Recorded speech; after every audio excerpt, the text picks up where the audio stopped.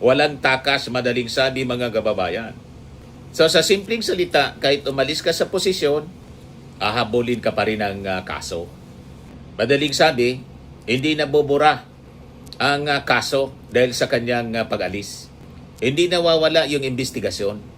Hindi natatapos yung accountability, yung pananagutan mga kababayan. So ito yung maling akala ng marami na parang lag out yung resignation. Hindi po ganon mga kababayan. Nakasave na po ang record.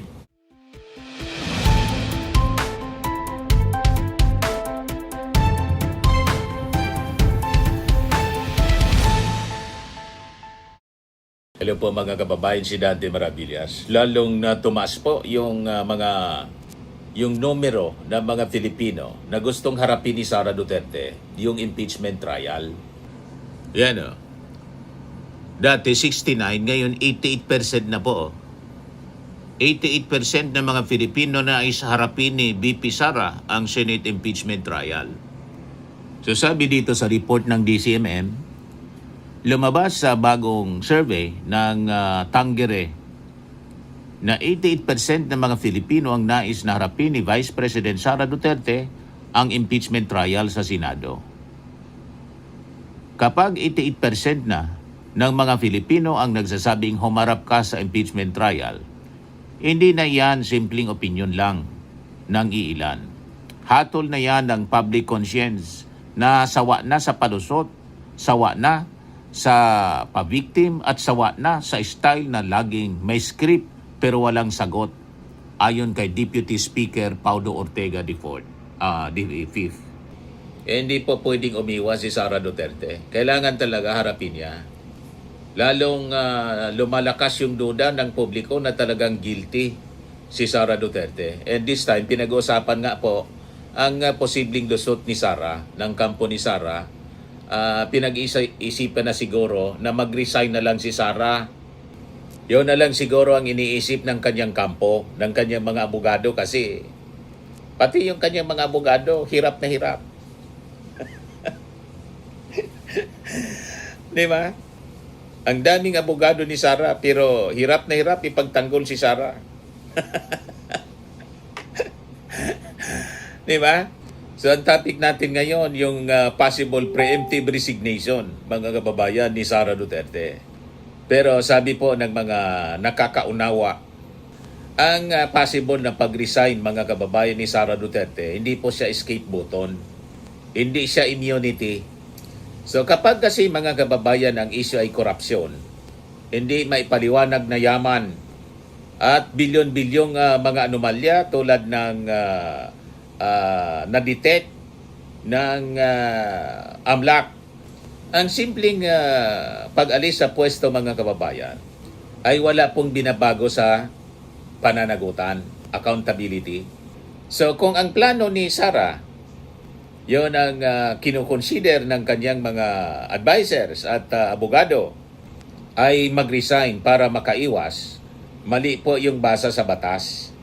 Dahil po sa ilalim ng batas, ang accountability po mga kababayan ay sumusunod doon sa ginawa. Hindi doon sa posisyon mga kababayan. So hindi po adlang ang pag-resign mga kababayan sa pananagutang administratibo.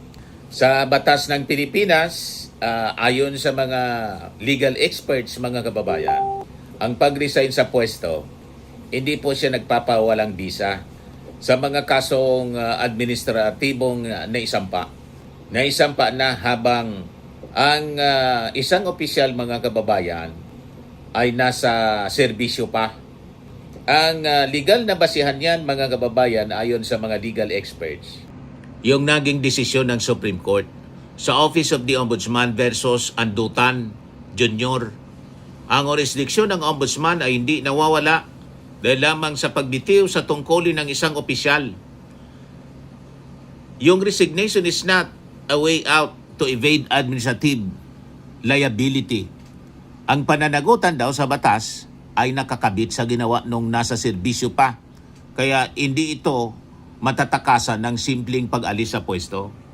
Tapos, walang takas, madaling sabi mga kababayan. So sa simpleng salita, kahit umalis ka sa posisyon, ahabulin ka pa rin ng kaso. Madaling sabi, hindi nabubura ang kaso dahil sa kanyang pag-alis. Hindi nawawala yung investigasyon. Hindi natatapos yung accountability, yung pananagutan mga kababayan. So ito yung maling akala ng marami na parang lag out yung resignation. Hindi po ganon mga kababayan. Nakasave na po ang record. Tuloy ang proseso. Ganon ang mangyayari mga kababayan kay Sara Duterte. Ito mismo yung pinaliwanag mga kababayan ni Congressman Joel Chua ng Maynila na isang abogado. Kasi ang prayer ng complainant is perpetual disqualification. Yun man lang, hindi lang yung na-impeach, matanggal, kundi kasama doon yung perpetual disqualification. Yan po. Ang parusang perpetual disqualification, accessory penalty siya. Kahit hindi na matanggal sa pwesto, removal, ang isang nag-resign na opisyal, maaari pa rin siyang ipataw ang parusang panghabambuhay na diskwalifikasyon sa pagtakbo sa anumang posisyon sa gobyerno. Ang legal na basihan nito sa ilalim ng Rules of Procedure of the Office of the Ombudsman, ang dismissal mula sa serbisyo ay may kasamang accessory penalty mga kababayan na perpetual disqualification, told office at forfeiture of benefits. So ito yung pinakamahalagang punto mga kababayan na hindi kayang takasan. Hindi mo kailangang ma-dismiss para ma-disqualify. Kahit resign ka, pwede ka pa rin pagbawalang habang buhay. Meaning, hindi ka na kailangan hindi ka na pwedeng tumakbo kailan pa man, kahit kailan, Kaya kung guilty ka, tapos na yung political career mo. Iyon ang mga kababayan, destiny ni Sara Duterte. Ngayon, bakit niya Mr. Maravillas ganun? Ang layunin po kasi ng impeachment ay para proteksyonan ang Estado. Kung aya ng isang opisyal na mag-resign na lang para makatakbo uli, mababaliwala po yung diwa ng accountability na itinakda po ng saligang batas. Hindi po pwedeng gawing exit strategy kung yun ang iniisip ni Sara ng kanyang kampo para mag-resign na lang, para takasan yung impeachment. Hindi pwedeng ganon.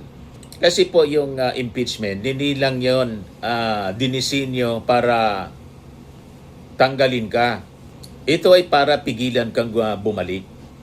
Protection po siya, mga kababayan ng publiko, laban sa repeat offenders.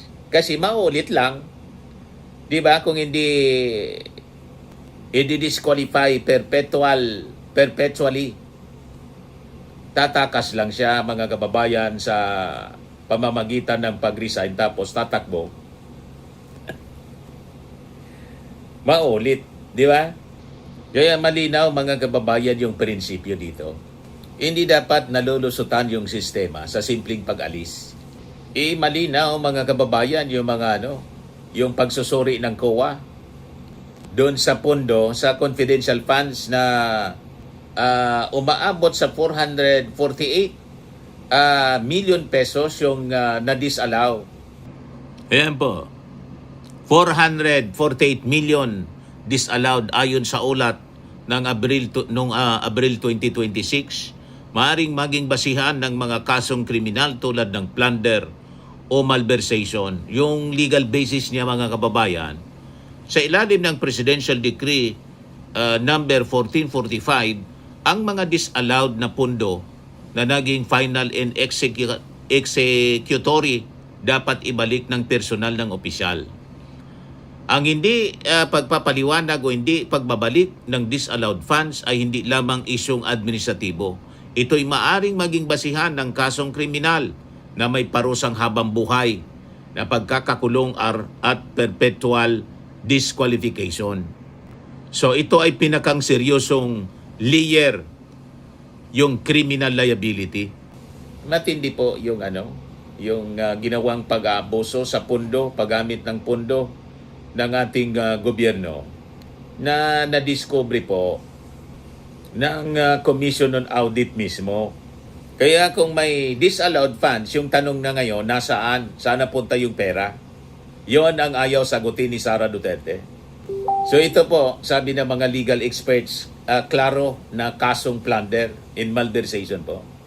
Kaya yung nabulgar mga kababayan sa investigasyon doon sa hearing ng Justice Panel, ang daming pumasok na pera sa bank accounts ni Sara. Hindi lang milyon, bilyon. In and out. Tapos, nang tingnan mga kababayan yung SALN, from 2019, walang cash on hand, pati cash on bank. Pero, tumaas yung yaman ni Sara. 88 million. Tumaas yung yaman, zero yung cash. Diba, mga kababayan? Hindi tugma. Sa accounting, mga kababayan, simple accounting, imposibleng lumaki yung net worth na walang cash na dumaan. Tama? So, dalawa lang yung tanong dito. Saan galing? At ngayon, nasaan? So, kung walang malinaw na sagot, mga kababayan, dito yung kampo ni Sara, si Sara mismo, automatic siya red flag. Red flag siya ng hindi maipaliwanag na yaman. Unexplained wealth. Yan mga kababayan, yung AMLAC findings, 6.7 billion. Yung suspicious transactions, mga kababayan. Kinumpirma ito mismo ni AMLAC Executive Director Ronel Buenaventura noong April 22, 2026 na may natukoy silang suspicious transactions sa mga bank accounts na iniuugnay kay Sara Duterte at ang kanyang pamilya na may kabuuang halagang aabot 6.77 billion. 6.77 billion siya. Sa ilalim ng Republic Act 9160, Anti-Money Laundering Act, ang AMLAC ay may kapangyarihang magsiyasat ng mga transaksyong walang malinaw o legal na pang-ekonomiyang basihan.